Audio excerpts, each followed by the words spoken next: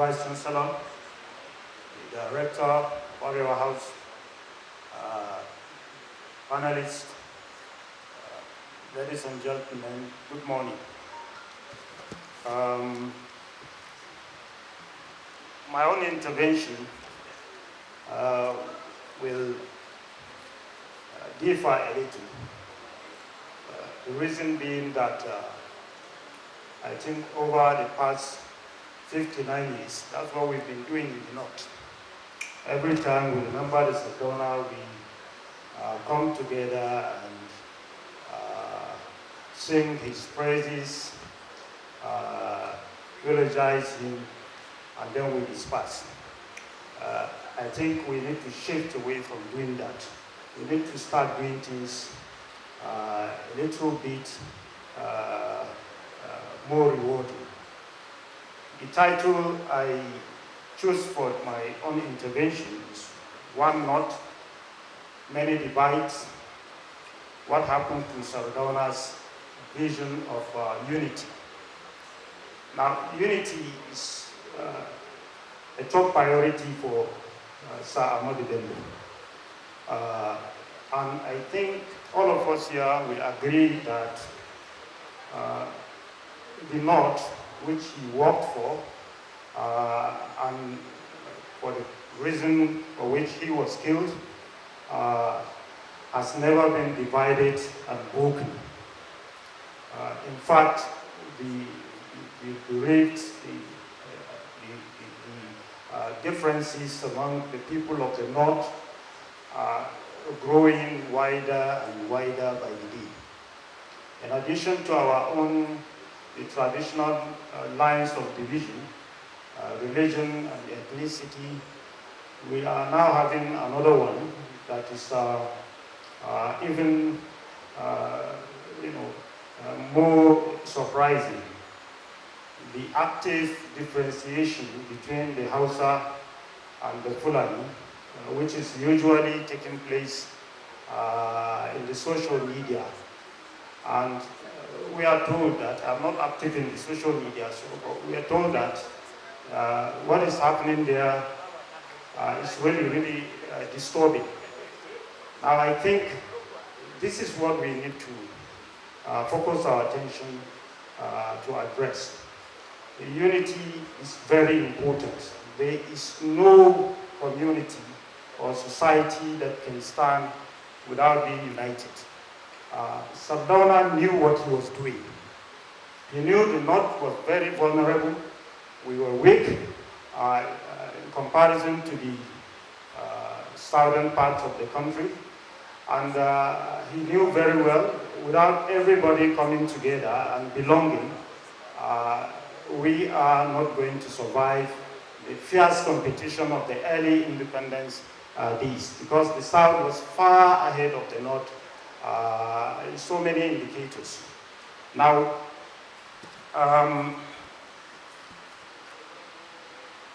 Sardaunan, of course, as I mentioned, worked for the unity of this country. And I believe that he was killed because there was a need to break the North into different parts, and so on and so forth. Now, historians will agree with me, there are so many forces, but I think four of them stand out. One, of course, why we are divided, so divided as we are today, is because of the vacuum that was created after his demise.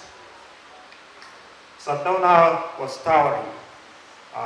All his lieutenants could not fill in the gap that he left. In fact, not only the emotional trauma that they went through, if you read the history, they become very, very confused. The person that they could have, tried to fill in the shoes was Abubakar Tafawa Balewa. But unfortunately, those who wanted to break the knot knew that he too has to go. So they took him also. Now, this is very, very monumental. Any society does not have a head, especially when you have a strong man like Sardaunan. That society will be in serious trouble.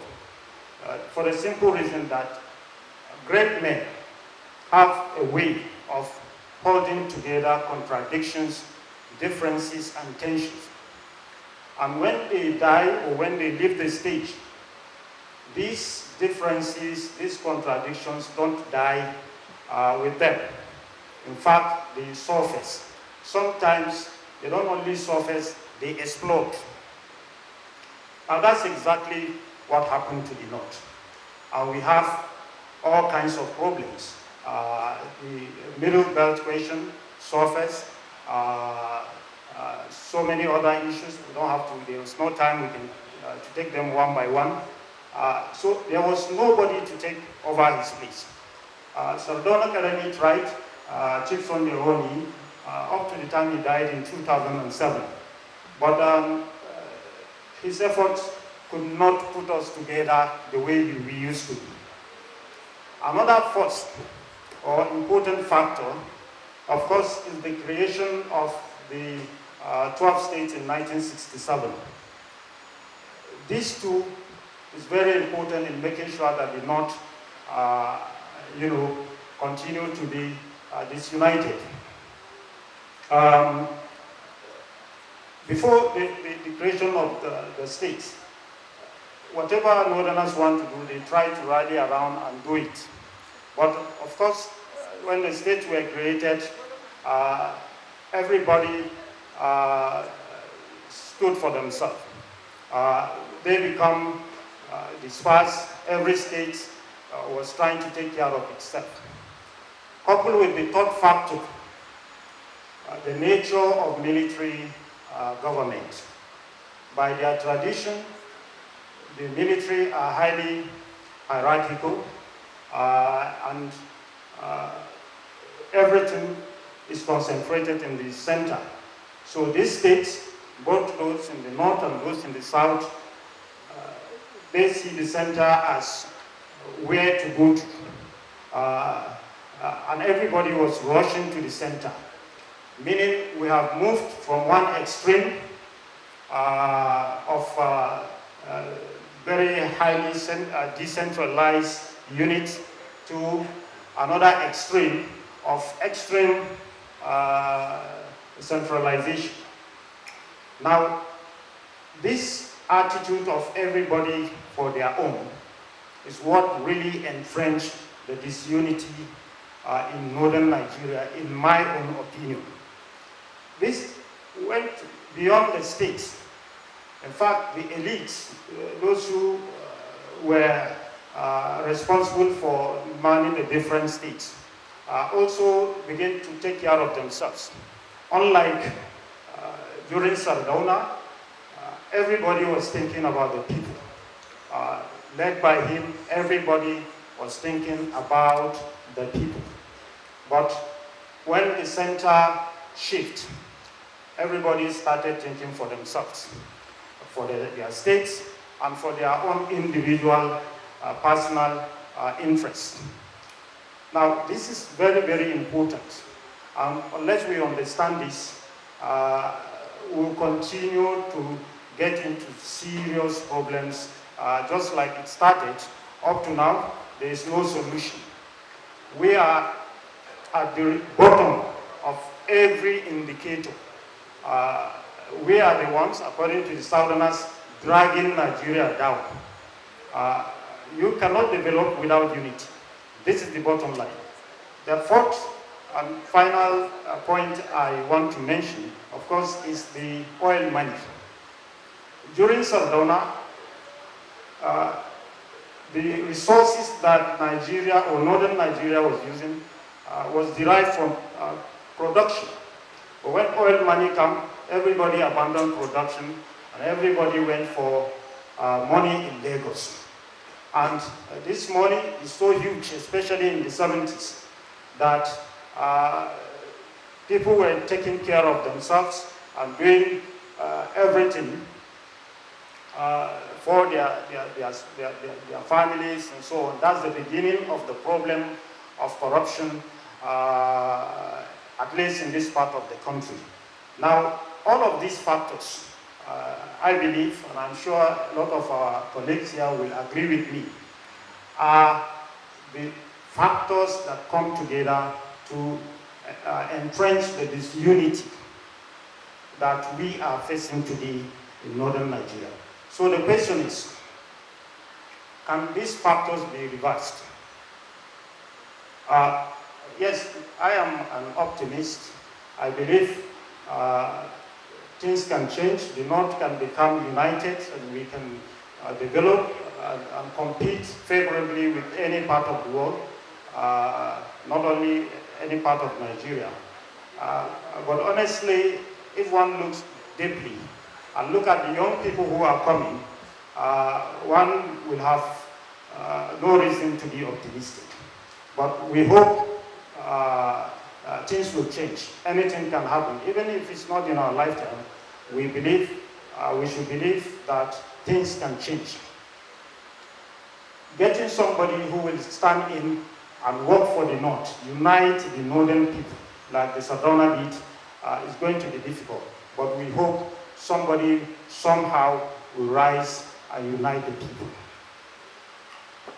The damage caused by the actions of military for our unity, that cannot be reversed.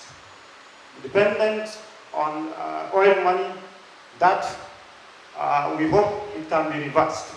The governors, some of them are up and going, some of them have the capacity to turn around things, at least in their states. So this is what I think we need to focus our attention to. Find ways of uniting the North, deal with our problems, and make sure that all these differences, to me, I believe they're all artificial. If you think your tribe or your ethnic group is important, yes, there's no problem. You can show pride as to your ethnic group, but that should not be as a source of the means to denigrate others. I'm sure that it is time, but let me quickly round up. Our different tribes, whatever you are, nobody negotiated with his creator as to the tribe that he or she will be born into, or the ethnic group that he or she will belong to, or the part of the world or the part of the country that he or she should belong to. Everybody found themselves where they are. Nobody chose to be who he should be.